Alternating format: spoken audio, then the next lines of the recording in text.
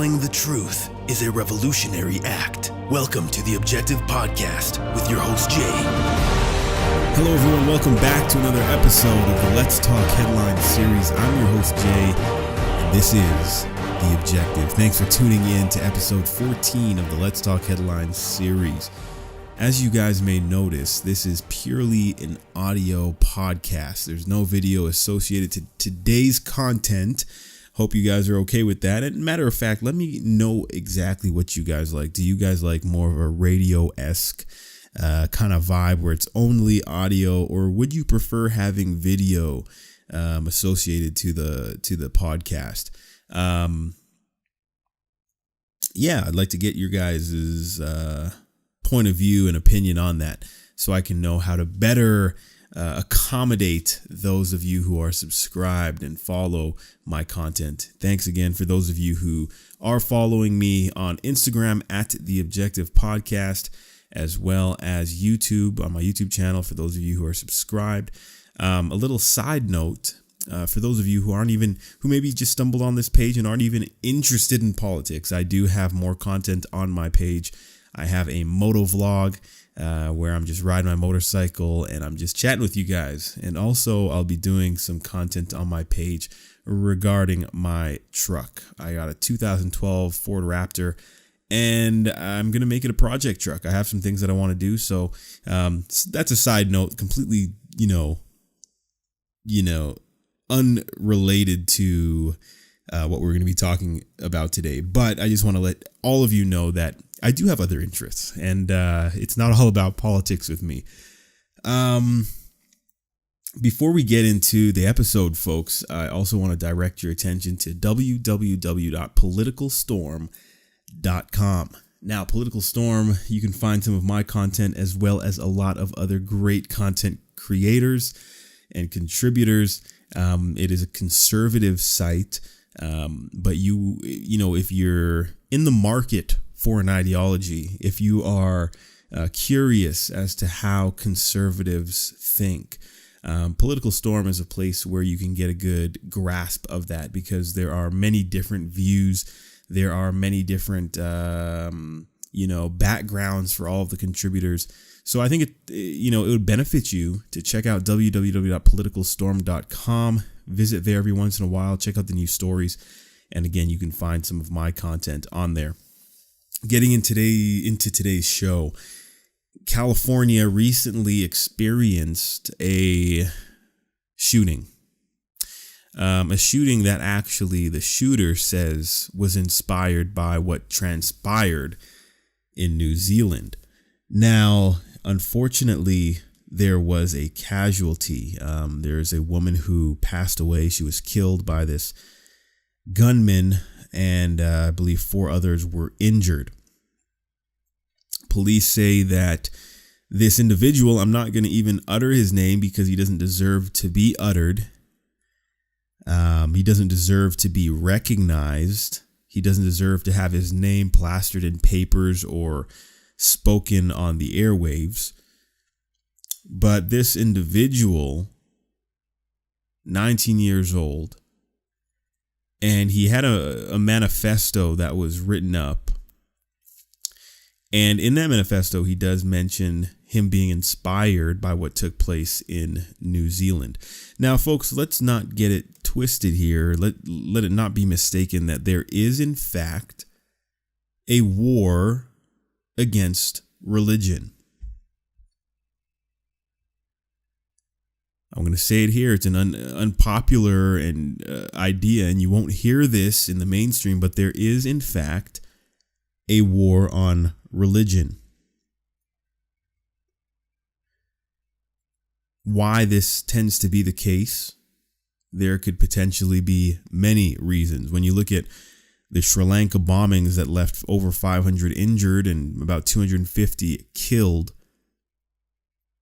when you look what happened in Christchurch at the mosque, leaving so many people killed and maimed with life-altering injuries. And then you have a situation like in California where people were at a house of worship in peace, what some would consider a soft target were a woman at 60 years old. I'm sure she didn't wake up that morning thinking today is the day when I'm going to die. But I pray that she was ready. And I pray that all of us are ready when we wake up, because you just don't know what people are going to do. You don't know what people are capable of doing. There is no such thing as a safe space.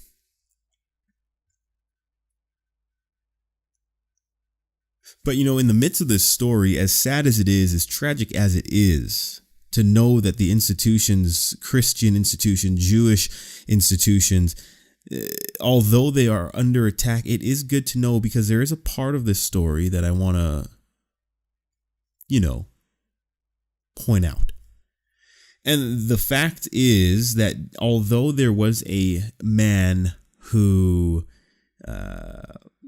had ill intent, had murderous intent, a deranged human being who wanted to inflict pain and destruction upon a certain group of people out of animosity towards them, despite there being this evil entity in this story. On the flip side, you have individuals who exhibited bravery. You have an individual with a firearm. Matter of fact, it was a Border Patrol agent who was in plain clothes,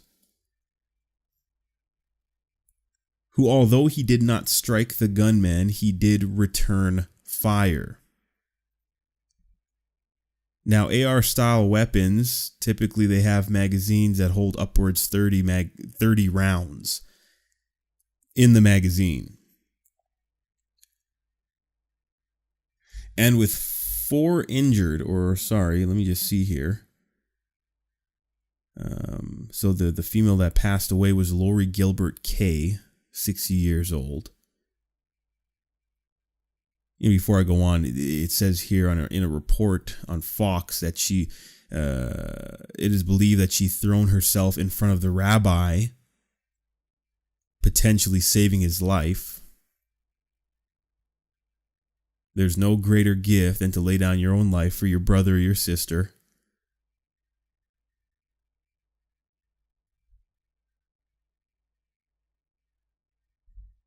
And on the report here on Fox, now this is updated 8 hours ago. It says that this 19-year-old man has been charged with 1 count of murder, 3 counts of attempted murder. So that would mean 3 injuries, 3 other injuries. And when you think about it, an AR-style weapon, you're looking at upwards of 30 rounds in the magazine, not counting what's in the chamber, which would be +1.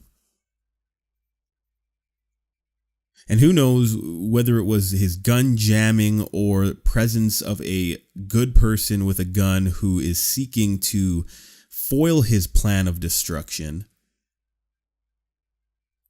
But the fact of the matter is that we see here 2 forces diametrically opposed. You have one who is there to cause harm and the other who is there to prevent that.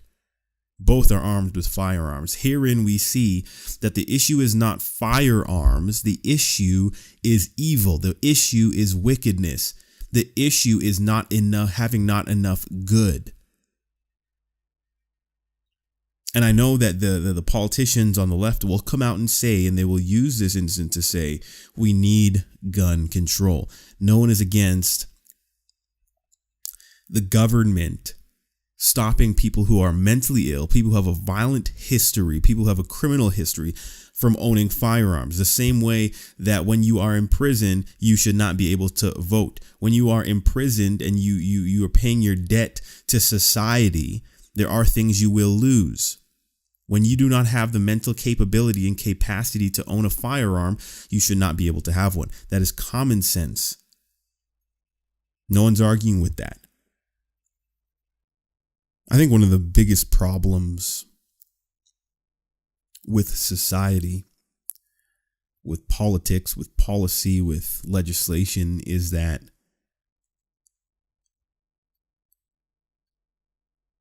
Society's so complex, and with that complexity comes the, inundation with issues and problems. And as a result, legislators and policymakers, they tend to try to cure the symptoms instead of fixing the root. Now, fixing the root is a completely different beast than curing the symptoms. And in this case, curing the symptom, for some people, it makes sense to ban firearms, period. To circumvent the Constitution, to amend the Constitution to take away certain individuals' rights, because in their mind, the ends justify the mean. If I take away your rights, it's worth it if at the end of the day it means no more mass shootings. That is a very naive way of thinking. But when you come from, for example, I come from a Christian background where I know that man is evil. I know that man is not good. Therefore, nothing that I do or take away from man is going to stop man from not being good. You can't legislate morality. We are living in a fallen world, a world of depravity, where people are getting worse by the day. People are getting more twisted and more evil by the day. You could only try to restrain wickedness, but you can never fully rid it from this world. And when I say you, I mean we. I don't want to get too off topic here, but firearms are essentially an equalizer. What does that mean? That means that when a good person, a just person, a law-abiding citizen is in possession and has the skill set to operate a weapon system,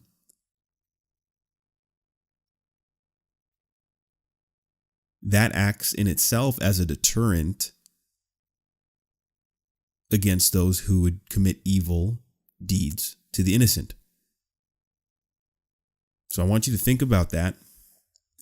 And I know that these shootings and these, this chaos, there has a shock value, and these knee-jerk reactions usually consist of looking at a way to restrict the rights of the public, of the majority, due to the actions of a gross minority. So it's just something to think about, because we know, and unfortunately we know this is not going to be the last one. Wasn't the first, it won't be the last. So instead of hyper-focusing on the symptoms of what our culture and society is breeding, we should start looking at the root. How can we make young men, young women who are troubled, how can we steer them in a right direction? Where does it start? Does it start at the home with mom and dad? Does it start, in the schools? Where does it start? Does it start in a healthy household? Are we as a society breaking down the household, or are we actually building it up and promoting it and advocating for healthy homes? Thanks for tuning in to the 14th episode of the Let's Talk Headlines series. Be sure to leave your comments below. Let me know what you think. But most of all, guys, make it your goal to be objective. Have a good night.